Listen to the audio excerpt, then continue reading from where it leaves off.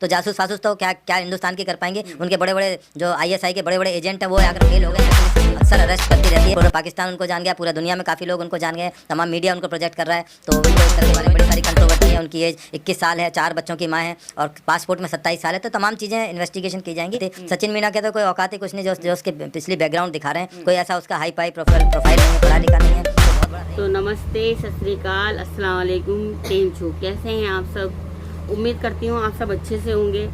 मैं भी आपकी दुआओं के साथ बहुत अच्छी से हूँ। आप देख रहे हैं एक्सपोज विद दिलकश और मेरा नाम है दिलकश। तो दोस्तों, ये जो वीडियो देखा अभी छोटा सा आपने इंट्रो वीडियो, इसमें ये दिल्ली के पूर्व SHO हैं। इन्होंने क्या कुछ कहा सीमा हैदर के बारे में कि वो जाएगी नहीं जाएगी, क्या होगा आगे, रिपोर्ट होगी नहीं होगी, क्या क्या उन्होंने कहा। आप उनकी बातें सुनिए और देखिए क्या उनकी राय है सीमा हैदर के बारे में।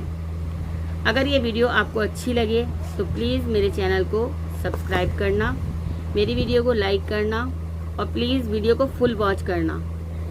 और रही सीमा हैदर की बात, तो सीमा हैदर तो जाएगी ही जाएगी। ये SHO साहब भी बोल रहे हैं कि उसको जाना तो पड़ेगा ही, लेकिन अगर उसे नागरिकता लेनी है यहाँ पर तो उसे लीगल तरीके से आना होगा। वही जो फॉर्मेलिटीज़ होती है, वही फॉर्मेलिटीज़ जो होती है यहाँ रहने की कंडीशंस जो होती हैं, वो सारी उसे फॉलो करनी पड़ेंगी, तब जाके वो यहाँ पे नागरिकता के लिए अप्लाई कर सकती है। तो अब हमें नहीं मालूम कि क्या होगा क्या नहीं होगा, लेकिन हाँ, SHO साहब जो कह रहे हैं वो बहुत सुनने लायक बात है और आपको सुननी भी चाहिए।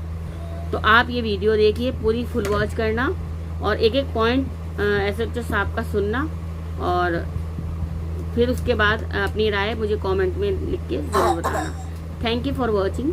अल्लाह हाफिज़। भी नहीं है। अगर सीमा को यहाँ पे रहना है तो कानून क्या कहता है, किस तरीके से कानून के तहत उसको यहाँ रहना होगा? वो अप्लाई करें कि मुझे यहाँ की नागरिकता दी जाए। उस पर तमाम इंटेलिजेंस और तमाम जो हमारा गृह मंत्रालय, विदेश मंत्रालय, वो तमाम उसकी जांच करेगा क्या उनको यहाँ शरण दी जाए या ना दी जाए। तो ये एक कानूनी प्रक्रिया का हिस्सा है। उनको अप्लाई करना, पहले तो पाकिस्तान से अप्लाई करना चाहिए था, अब भी वो अप्लाई कर सकती है। उनको एक मौका है।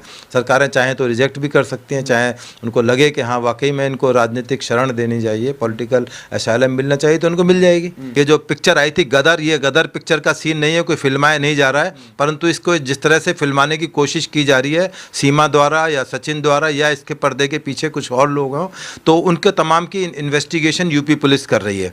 उनके खिलाफ फॉरेनर्स एक्ट में एक मुकदमा दर्ज है जिसमें कि वो अदालत से बेल पर हैं। अभी तमाम जो प्रकरण है उसकी जाँच की जाएगी, उनके तमाम कॉल डिटेल्स, उनके बैंक के खाते, तमाम चीज़ों की चेकिंग की जाएगी।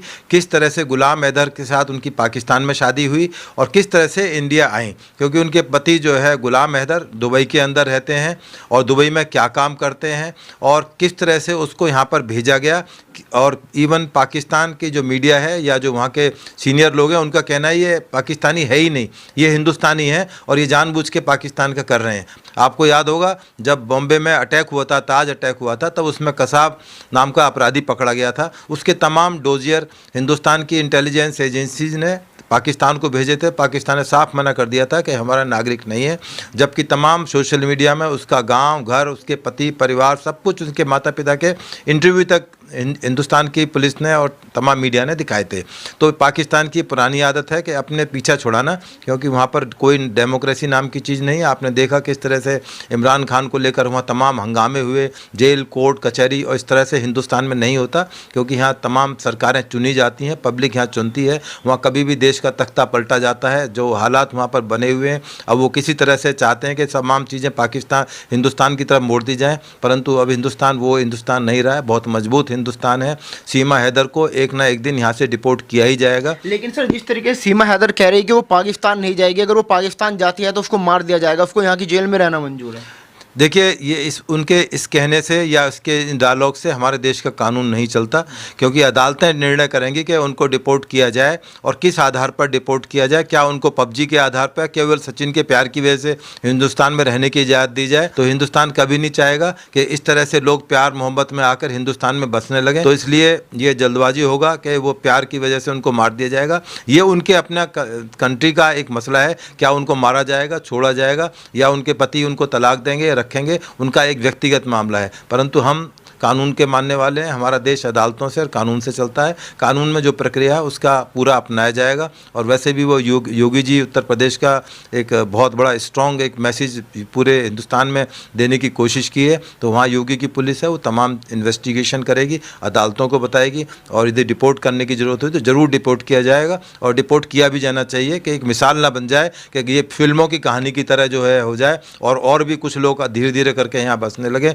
फिर एक बार रास्ता बन गया तो फिर बार बार इस तरह की चीज़ें नहीं हो सकती। तो इस तरह उसको अलाउड नहीं किया जा सकता। आपने देखा सर, लगातार जो डिबेट हो रही है सीमा हैदर को लेकर हो रही है, सचिन को लेकर हो रही है, गुलाम हैदर का नाम हो रहा है, लेकिन सर सवाल बनता है कि जो 4 बच्चे हैं उनकी क्या गलती है, उनके साथ क्या होगा?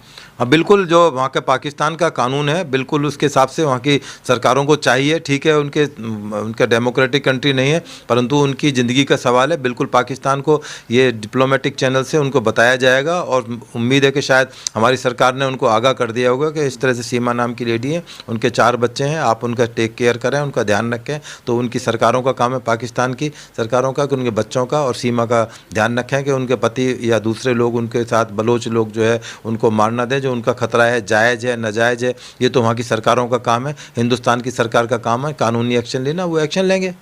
लेकिन सर जिस तरीके से कुछ लोग खुश हो रहे हैं, कह रहे हैं कि भाई पाकिस्तान से भाभी आई है, आपको नहीं लगता कि पूरा का पूरा मामला प्यार का है, उसको अपना लेना चाहिए? देखिए, ये प्यार मोहब्बत से ना देश चलता न हमारे सिस्टम चलते हैं। मैंने गदर पिक्चर का बार बार नाम इसलिए ले रहा हूँ, ये गदर पिक्चर की शूटिंग नहीं है, ये कानून की प्रक्रिया है। कानून के हिसाब से देश चलेगा। हमारा यहाँ पाकिस्तान जैसा गदर नहीं है, हमारा अपना कंट्री है जहाँ पर सुप्रीम कोर्ट है, अदालतें हैं, इन्वेस्टिगेटिंग एजेंसी हैं। आने वाले टाइम में तमाम चीज़ें क्लियर हो जाएंगी। कोई बहुत बड़ा इशू नहीं है। ठीक है, मीडिया के लिए और लोगों के लिए एक इंटरेस्टिंग एक अच्छा एक सब्जेक्ट हो सकता है। बारिश का मौसम है, लोगों को पकौड़े भी खाने, चाय भी पीनी है, तो डिस्कशन के लिए एक मस्ती का एक मौसम हो सकता है कि भाई सीमा आ गई हैं और नाम भी सीमा है उनका। तो पाकिस्तान हिंदुस्तान की सीमा पे तो विवाद हमेशा रहा है, तो इस सीमा पे भी विवाद हो रहा है, तो इसमें कोई ताज्जुब वाली बात नहीं। तो क्या मानते हैं, क्या हमारी जो इंटेलिजेंस है उसका फेलियर है? क्योंकि ऐसे तो हर कोई आ जाएगा, अगर एक सीमा आ सकती है, उसको नहीं पकड़ा जा सका, पता नहीं लगा, वो नोएडा पहुंच गई, ऐसे तो कोई भी आ सकता है भारत में। देखिए, हिंदुस्तान का कह देना बहुत आसान है। यदि हिंदुस्तान का आप नक्शा देखेंगे और आप यदि कार से या पैदल चलना चाहेंगे, तो आप यदि पूरे बॉर्डर को चेक करेंगे तो आपको शायद कई दिन और महीनों लग जाएंगे पहुंचते पहुंचते। तो वहाँ पर हर जगह पर ना तो पुलिस तैनात हो सकती, ना कोई कैमरे लगाए जा सकते हैं। बहुत सारे कंट्रीज हैं, केवल इंडिया नहीं, पूरे वर्ल्ड में ऐसे कंट्री, अमेरिका जैसे कंट्री के अंदर मैक्सिको से लोग जंप लगा के चले जाते हैं। तो कोई नई चीज़ नहीं है कि यहाँ पर हिंदुस्तान में हो रहा है दूसरी जगह नहीं हो सकता। तो ये बिल्कुल एक ऐसा सवाल है जो बिल्कुल सपने और हकीकत से अलग है, और इसीलिए बहुत सारे लोग आते रहते हैं, जाते रहते हैं। बांग्लादेश, यदि आप त्रिपुरा जाने का मौका लगे तो वहाँ आप टमाटर खरीदने के लिए, चूँकि महंगे, वहाँ पर बांग्लादेश से खरीद के हिंदुस्तान में आ सकते हैं, बिल्कुल ईजी है। तो इसलिए इलीगल जो माइग्रेंट्स का मसला है वो कानून की जद के अंदर है, कानून अपना एक्शन ले रहा है। तो सर क्या लगता है किस तरीके की कार्रवाई सीमा हैदर पे हो सकती है? सीमा हैदर पे ऑलरेडी कार्रवाई हो चुकी है। उनके खिलाफ फॉरेनर्स एक्ट के अंदर एक मुकदमा वहाँ पर कायम हो गया यूपी के अंदर, जिसकी इन्वेस्टिगेशन यूपी पुलिस कर रही है, और अदालतें उसकी संज्ञान ले चुकी हैं। उसको बिल पर छोड़ा गया है, बाद में इसका ट्रायल होगा, उनको रिपोर्ट करने की एक प्रक्रिया है।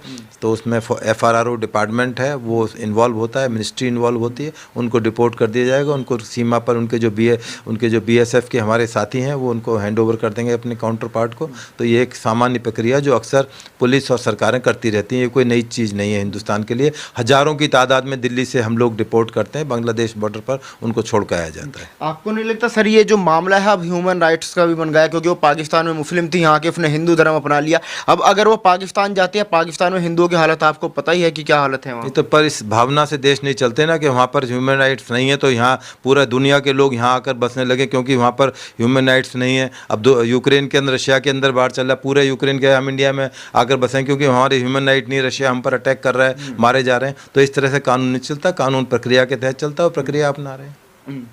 सर आपको क्यों लगता है कि सीमा हैदर को वापस भेज देना चाहिए? वहाँ के लोग हैं तमाम कह रहे हैं कि हम वापस नहीं जाने देंगे, सचिन का परिवार कह रहा है कि हम वापस नहीं जाने देंगे। सचिन के परिवार के कहने से या और लोगों के कहने से नहीं चलता।